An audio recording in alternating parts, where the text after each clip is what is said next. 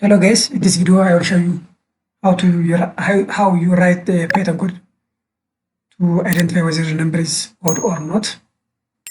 So follow me in patience. Let me start.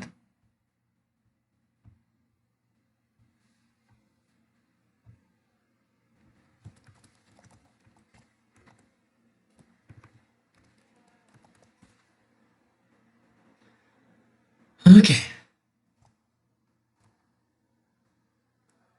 N is equals to int input, just to get an input from the keyboard. That's the number. That's the number. N. I'm going to use if statement. Now if n modulo, that means divided by 2 equal to 0, that means n divided by 2. There is no remainder.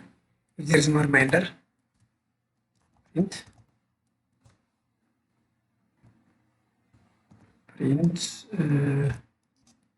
is even number. Is even number. What n? So it's not n times this. Let me copy. Else is odd number.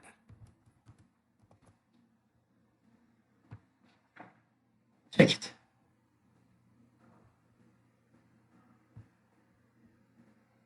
Let me enter 56. This is the even number. What about if I enter odd number, for example, 45? It is odd number. See you in the next video. Until that, have a nice time.